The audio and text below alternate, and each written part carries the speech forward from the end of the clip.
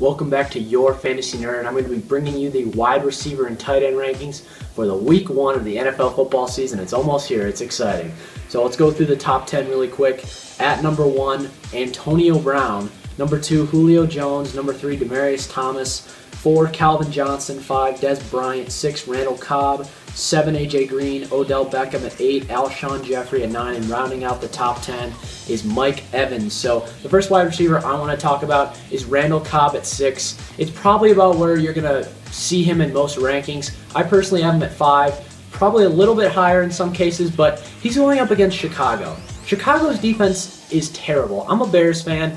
I'm expecting this game to be over at halftime, maybe 31-0 by the end of the half. So Randall Cobb's going to get probably 2 touchdowns, 100 yards. I think Aaron Rodgers is going to have a good game. Any way possible you can get a chunk out of this Green Bay offense, even if you want to even start, what's his name, Jeff Janis. I mean, I'm not saying start him, but if you're in a 16-man league, I might start Jeff Janis at wide receiver this week. So I just think if you can get any part of this Green Bay offense, and if you can get the number 1 wide receiver in Green Bay's offense, that's perfect. Randall Cobb is an easy top 5 wide receiver for me. All right, now moving on to 11 through 20, is a lot of those guys you're going to start anyway, so there's no major point in talking about any of them. So at number 11, Jordan Matthews. Number 12, Emmanuel Sanders. 13, T.Y. Hilton. 14, Keenan Allen. 15, Amari Cooper. 16, Jarvis Landry. 17, Julian Edelman. 18, DeAndre Hopkins. 19, Brandon Cooks. And at 20, Devontae Adams. So the first guy I want to talk about is the next guy on this list, Jordan Matthews at 11. I actually have him way higher. I have him at 7. They're going up against Atlanta, at Atlanta. This game is going to be high octane. There are going to be a ton of points in this game. Atlanta's going to score a lot. Philadelphia's going to score a lot. Both of these teams have pretty poor defenses. So I don't see how Jordan Matthews, who's the best wide receiver in this Philadelphia offense, who are being talked up as one of the best offenses in football this season, how does Jordan Matthews not produce a top 10 wide receiver game today or on Monday? I don't see how he doesn't do it. I love Jordan Matthews as the number 7 wide receiver this week in fantasy football. And now at number 17, Julian Edelman. Now, he's another guy I really like this week. I have him at 13. You're probably kind of bored of starting a guy like Julian Edelman. I mean, he's been around not terribly long, but 2 or 3 years now he's been producing similar type numbers, and it's probably getting kind of boring. And you were probably thinking, oh, Tom Brady's going to be out for 4 games. Well, now he's not, folks. So with Tom Brady back, Julian Edelman is going to have a field day against this bad Pittsburgh offense. Brandon LaFell is injured. They just released Reggie Wayne, so it's basically the Edelman and Gronk show, and both of them are going to produce big numbers. Edelman's probably a guy that in a PPR format is a wide receiver 1 this week, but in standard formats, I have him as a high-end wide receiver 2 at 13. I love Julian Edelman this week. Start him with confidence. All right, now at number 21, we're going to go 21 through 30 here to wrap it up. At 21, Andre Johnson. At 22, Golden Tate. 23, Sammy Watkins. 24, Nelson Aguilar. 25, Devin Funchess.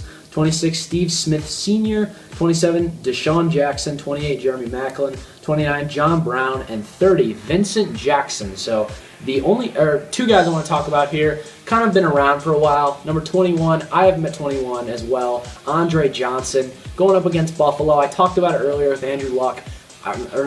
Frank Gore. I just see this being a tough game for all of Indianapolis. I think it's going to be a low-scoring game. Buffalo's got a stout defense that's just going to probably hold on to the ball, or at least try to hold on to the ball as long as they can, probably without scoring. They're probably going to run down the field, get about 60 yards, and then forget how to score in the end zone, throw a pick. So I think Indianapolis is probably going to not see the ball all that much. And even when they do, I think this is actually going to be a Philip Dorsett game. I know, I just have this feeling that Philip Dorsett is going to shock some people with this game. And it's going to be the Dorsett and Hilton show at this point in this game. I just don't think it's an Andre Johnson week. I have him at 21, so if you have to start him, you probably should, but you probably didn't draft him to probably be your wide receiver 2. If you went running back heavy, you probably did, but I don't love Andre Johnson this week. I think you probably don't want to start him, so I'm avoiding Andre Johnson as a starter. I know the final guy I want to talk about, Deshaun Jackson, who at 27, I have him at 29. People are probably going to start him. No way in hell would I start Deshaun Jackson.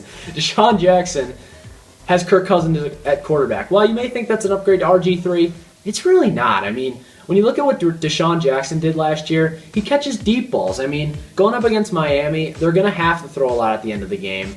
but it's not going to be deep balls. I mean, can you imagine just bombing? They're not going to throw deep balls when they're down 40. They're going to probably throw short passes and probably going to go over the middle stuff. This could be a Pierre Garçon game. I could see him having a good game, or Jordan Reed, but I think Deshaun Jackson's just going to get frustrated and sit on the sideline or something because he's upset with how RG3 is not his starter. He's mad at Kirk Cousins. But anyway, I don't like Deshaun Jackson this week. None of us on the panel do either, so I'm not starting Deshaun Jackson at all.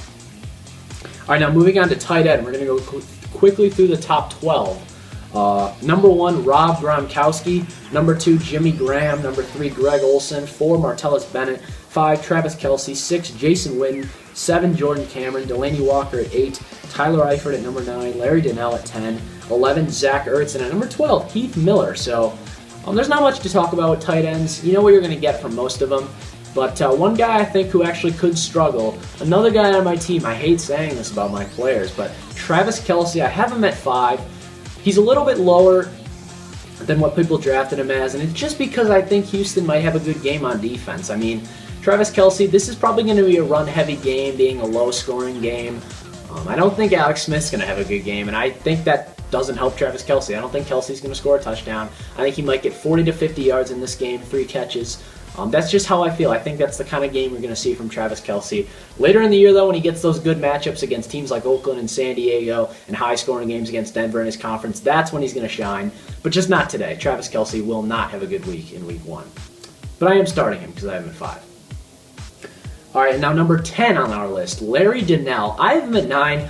I think Larry Donnell is a great start this week. I mean, most people didn't draft him as a starter, but if you're in a situation where you have a Dwayne Allen against Buffalo, or if you drafted Heath Miller maybe, I don't know, if you drafted Zach Ertz and he might not even play, then you might pick up Larry Donnell. I think Larry Donnell has a really nice matchup against a team like Dallas that isn't known for their defense. They're probably going to have a lot of passing opportunities. The Giants have not looked good in the preseason, don't get me wrong. I'm not saying Larry Donnell is going to go out there and be a top 5 tight end, but he's someone that I think you can stream and be confident that he can get you what your low-end tight end 1 will get, which is about 4 to 5 points, which I think he can get you. So that's my opinion on Larry Donnell. I have him at 9, so I'm not going crazy about him, but he's decent. I like him. So, all right, that'll wrap up the wide receiver and tight end rankings for the Week 1 of the NFL football season. And yeah, the next video I'll bring to you is the start and sits with different positions. So thanks for watching, folks.